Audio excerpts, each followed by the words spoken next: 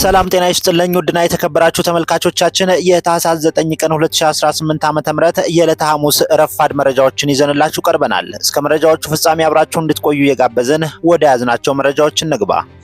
የትግራይ ክልል ጊዜያዊ አስተዳደር ፕሬዝዳንት ከፌደራል መንግስት ጋር ለመወያየት አዲስ አበባ መግባታቸው ተሰማ። የትግራይ ጊዜያዊ አስተዳደር ፕሬዝዳንት ሌተናል ጀነራል ታደሰ ወረደ ትናንት ከመቀሌ ተነስተው አዲስ አበባ ገብተዋል። ፕሬዝዳንቱ ከፌደራል መንግስት ጋር ለሚደረገው ውይይት ልኡካን ቡድኑን እየመሩ አዲስ አበባ ማቅናታቸውን የትግራይ ጊዜያዊ አስተዳደር ቢሮ ባወጣው አጭር መግለጫ አስታውቋል። ቢሮው ትናንት ከሰዓት በኋላ በይፋዊ ማህበራዊ ትስስር ገጹ ላይ ያወጣው መግለጫ እንደሚያመለክተው የጉብኝቱ ዓላማ ከፌደራል ባለስልጣናት ጋር በአጠቃላይ ጉዳዮች ላይ ለመወያየት ነው። ይሁን እንጂ መግለጫው ስለ ውይይቱ ዝርዝር አጀንዳም ሆነ ሌተናል ጀነራል ታደሰ ወረደ የሚያገኟቸው የፌደራል መንግስት የሥራ ኃላፊዎች ማንነትን አልጠቀሰም። ጉብኝቱ የሚከናወነው በትግራይ ለ2 ዓመታት ያክል የዘለቀውን የጦርነት ያበቃበት የፕሪቶሪያ የሰላም ስምምነት ከተፈረመ 3 ዓመቱን በያዘበት እንደዚሁም በሰሜን ኢትዮጵያ ያለው ፖለቲካዊና የጸጥታ ሁኔታ አሁንም እርግጠኝነት በጎደለው ሁኔታ ላይ ባለበት ወቅት ነው። ምንም እንኳን ስምምነቱ መሰረታዊ አገልግሎቶችን መልሶ መጀመርንና የክልሉ ጊዜያዊ አስተዳደር መመስረትን ጨምሮ ዋና ተነሳሽነቶችን በዝርዝር ቢያስቀምጥም የነዚህ ተግባራት አፈጻጸም ግን አሁንም ወጥ ባልሆነ መንገድ ላይ ይገኛል። በመቶ ሺዎች የሚቆጠሩ ሰላማዊ ሰዎች መፈናቀል፣ የትግራይ ኃይሎች በምዕራብ ትግራይ ብለው በሚጠሩት አካባቢ እስካሁን እልባት ያላገኙ አለመግባባቶች መቀጠላቸውና በክልሉ ከኢፌዴሪ መከላከያ ሰራዊት ውጭ ሌሎች የታጠቁ ኃይሎች መኖር አሁንም ድረስ ምላሽ ከሚሹ ዋና ዋና ጉዳዮች መካከል ይጠቀሳሉ። ወደ ሌላ መረጃ ስናልፍ ምርጫ ቦርድ ለመጪው ሀገር አቀፍ ምርጫ አስቻይ ሁኔታዎች ያሉባቸውን አካባቢዎች ለመለየት 3 ምድቦችን አወጣ። ቦርዱ አረንጓዴ ተብለው የሚመደቡ አካባቢዎች ምርጫ ማድረግ የሚቻልባቸው መሆናቸውን ትናንት ባሰራጨው መረጃ ገልጿል። ቢጫ የሚል ስያሜ የተሰጣቸው አካባቢዎች ደግሞ ከጥንቃቄ ጋር ምርጫ ሊደረግባቸው የሚችሉ አካባቢዎች እንደሆኑ ጠቅሷል። በአንጻሩ ቀይ ምድብ የሚሰጣቸው አካባቢዎች ምርጫ ማድረግ የማይቻልባቸው ይሆናሉም ተብሏል።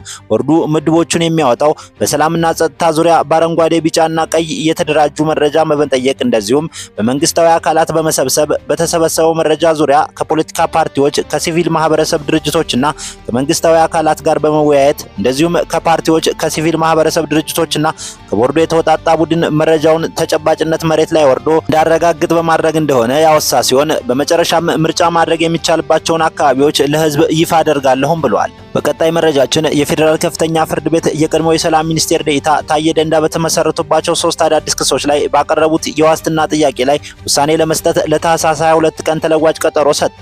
በሌላ በኩል ታዬ ህዳር 26 ቀን 2018 ዓ.ም የቅጣት ብይን ከተላለፈበት ፍቃድ የሌለው ጦር መሳሪያ ይዞ የመገኘት ክስ ጋር በተያያዘ የሰብአዊ መብት ጥሰት ተፈጽሞብኛል በማለት ለችሎቱ ትናንት በድጋሚ አቤቱታ አቅርበዋል። ታዬ ከዚህ ቀደም ባቀረቡት በዚሁ አቤቱታ መሰረት ኢሰማኮ ጉዳዩን አጣርቶ እንዳቀርብ ተልኮለት ኢሰማኮም ተከሳሹ የሰብአዊ መብት ጥሰቶች እንደተፈጸሙባቸው የሚያረጋግጥ የምርመራ ሰነድ የካቲት 6 ቀን 2017 ዓ.ም ለችሎቱ አቅርቦ ነበር። ሆኖም ችሎቱ በወቅቱ ለአቤቱታው እልባት ሳይሰጥ በመቆየቱ ታዬ ቅሬታቸውን ትናንት በድጋሚ ያቀረቡ ሲሆን ችሎቱ ግን ሌላ የክስ መዝገብ እያየ መሆኑን በመጥቀስ አቤቱታቸውን በጽሁፍ እንዳቀርቡ ትዕዛዝ ሰጥቷል። በተያያዘ የፌዴራል አቃቢ ህግ በህዳር 26ቱ የችሎት ውሎ ወቅት ታዬ ሆርን ኮንቨርሽን የተሰኘ የበይነ መረብ ጣቢያ ጋር ባደረጉ ቃለ ምልልስ ከፍተኛ የህዝብ ድጋፍ አግኝተዋል እንዳልኩ ተደርጎ በመገናኛ ብዙሃን አማካኝነት ለህዝብ የተዛባ መረጃ ተሰጥቶብኛል የሚል ቅሬታም አቅርቧል። ወደ ሌላ መረጃ ስናልፍ የማህበራዊ ሚዲያ አንቂነን ባዮችን አልታገስም ሲል የአዲስ አበባ ፖሊስ አስታወቀ። የአዲስ አበባ ፖሊስ ጠቅላይ መምሪያ የማህበራዊ ሚዲያን በመጠቀም ሙያዊ ክብርን የሚያዋርዱ ከህብረተሰብ ባህል፣ እምነት፣ ሞራል ተቃራኒ የሆኑ መልእክቶችን ሲያስተላልፉ የነበሩ የማህበራዊ ሚዲያ አንቂ ወይም ይዘት ፈጣሪዎች ነን ሶሻል ሚዲያ ኢንፍሉዌንሰር ኤንድ ኮንተንት ክሬተር የሚሉ 4 ግለሰቦችን በቁጥጥር ስር ውሎ ምርመራ ማድረግ መጀመሩን አስታወቀ። የመጀመሪያዎቹ ተጠርጣሪዎች ዛህራ መሐመድና ፈቲያ ኤልያስ የተባሉ ነታቸው በቦሌ ክፍለ ከተማ ወረዳ 12 ልዩ ቦታው ቦሌ ቡልቡላ ሲሆን የቲክቶክ ፕላትፎርምን በመጠቀም የሀገሪቱን ባህል፣ ወግ፣ እምነትና ሞራልን በማይመጥን መልኩ ኢሉሚናንት ወይም የሰይጣን ማህበረተኞች አባላት ነን እኛን ምሰሉ፣ በርካታ ገንዘብ ታገኛላችሁ የሚሉ መልእክቶችን ሲያስተላልፉ በቁጥጥር ስር ውለዋል።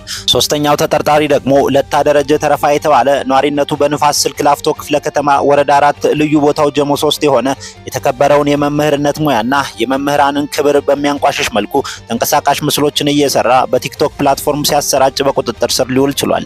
ተጠርጣሪው በሚለቃቸው ተንቀሳቃሽ ምስሎች የተማሪ የደንብ ልብስ ለብሶ የመማሪያ ወንበሮች ላይ ቆሞ መጨፈር፣ በመምህራን ላይ የማሾፍ፣ ከተማሪ ኪስ ገንዘብ የመስረቅና የመሳሰሉ ይዞቶችን ይሰራ እንደነበር ፖሊስ አረጋግጧል።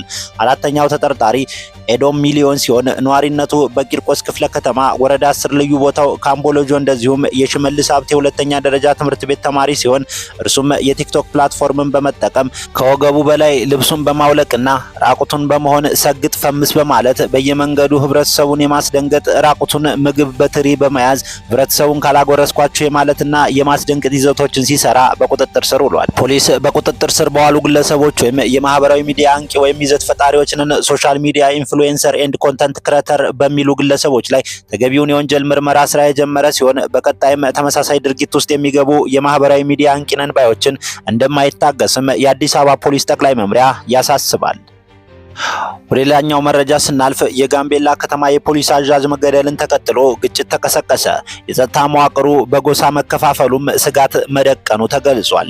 በጋምቤላ ከተማ ከትናንት በስቲያ ከፍተኛ የፖሊስ አመራር መገደላቸውን ተከትሎ ግጭት የመቀስቀሱን ስማቸው እንዲጠቀስ ያልፈለጉ የቀድሞ የክልሉ የጸጥታ አመራርና አንድ የክልሉ ባለስልጣናት ለአዲስ ስታንዳርድ መግለጻቸው ታውቋል።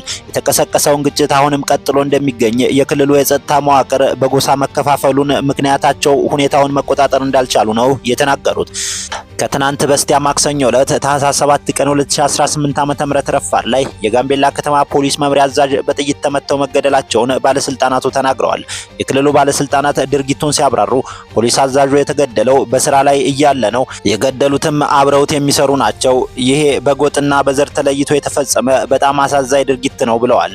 ሌላኛው ስማቸው እንዳይጠቀስ የፈለጉ የጸጥታ አመራር አዛዡና ምክትላቸው ከተለያዩ ጎሳዎች በመሆናቸው ግድያው ከአዛዡ ጀርባ በነበረ ሴራ የተፈጸመ እንደሆነም አመላክተዋል። በከተማዋ ለተፈጠረው ቀውስ ዋነኛ ምክንያት የጸጥታ መዋቅሩ አባላት በጎሳ ተከፋፍለው ግጭት ውስጥ መሳተፋቸው እንደሆነ ሁለቱም ባለስልጣናት አረጋግጠዋል። የጸጥታ አመራሩ ፖሊስ ሆነው ነገር ግን አማጽያን ሆነው ታጥቀው የሚዋጉ አባላት አሉ፣ ይሄ ደግሞ አይካድም በማለት ገልጸዋል። መጨረሻም ወደ ያዝነው መረጃ ስናልፍ የፕሬዝዳንት ትራምፕ አስተዳደር 4 ተጨማሪ የአፍሪካ ሀገራት ዜጎችን ወደ አሜሪካ እንዳይገቡ ትናንት ሙሉ የጉዞ እገዳ ጣሉ። የአሜሪካ ብሔራዊ ጥቅም ለማስጠበቅ ሲባል ዜጎቻቸው ወደ አሜሪካ እንዳይገቡ ሙሉ እገዳ ከተጣለባቸው የዓለም ሀገራት መካከል አፍሪካውያኑ ደቡብ ሱዳን፣ ማሊ፣ ኒጀር እና ሴራሊዮን እንደዚሁም ቡርኪና ፋሶ ተካተዋል። ታንዛኒያ፣ ናይጄሪያ፣ ሴኔጋል፣ ዛምቢያ፣ ዚምባብዌ፣ አንጎላ፣ ቤኒን፣ ኮት ዲቫር፣ ጋቦን፣ ጋምቢያ፣ ማላዊ እና ሞሪታኒያ ደግሞ በከፊል የጉዞ እገዳ ተጥሎባቸዋል። 4ቱ እገዳ የተጣለባቸው የስደተኞች መረጃ በማጣራትና ከስደተኞች ጋር የተያያዙ መረጃዎችን ለአሜሪካ በማጋራት ረገድ ከፍተኛ ውስንነት በማሳየታቸው እንደሆነ ተገልጿል። የፕሬዝዳንቱ አስተዳደር ኤርትራ፣ ሱዳንና ሶማሊያን ጨምሮ በ7 የአፍሪካ ሀገራት ላይ ካሁን ቀደም ተመሳሳይ ሙሉ የጉዞ እገዳ መጣሉን አይዘነጋም። ክቡራትና ክቡራን ተመልካቾቻችን ለዛሬ የነበረ መረጃ ይህንን ይመስላል። ቻናላችን ሰብስክራይብ በማድረግ ቤተሰብ እንዲሆኑ ጋበዝናችሁ። መልካሙን ሁሉ ተመኘን።